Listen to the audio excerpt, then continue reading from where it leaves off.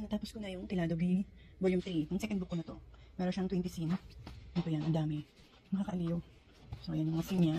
Ito yung reference. Tapos dito mo siya didikit yung mga sticker. Ito is Automobile Museum.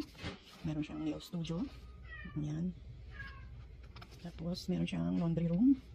Yung mga naglalaba, may namamalansya pa, may mga sampay. Tapos may mga washing machine. Tapos, station story. Yan. Stationery. Yan. Ganda. Parang mini market. Tapos, pet hospital. So, yan. Nakakatuwa sila. Tapos, meron siyang mushroom house. Ayan. And, ano to? Glacier cottage. May mga snow. Tapos, yung interstellar travel. Spaceship yan. Ito pinakamagandang gusto ko. Yung pirate boat. Cute. And then, itong happy music box. Ito yung pinaka-cover niya. Ayan. And, food stalls. Ayan siya. Yung kanyang cat cafe. Ito cute din. And then, barber shop. Ayan.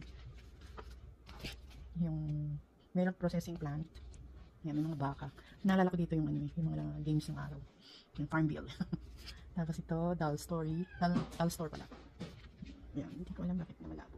Ayan, ang daming doll. Diba? Tapos, hirap ang mahawakan. Bird of Paradise. Bird of Paradise. Wala naman masyadong bird. Parang puro cat ang nandito. Can't store. Ayan, ang daming candy. And, motor vehicle repair. Ito gusto ko rin siya. Ayan yung para siyang Harry Potter. Itong Magic Academy. Ayan. And, itong last is yung tailor shop. Ito yung pinakagusto ko. Ayan. So, ayan yung Tilado. Volume 3. Ayan tapos. Thank you.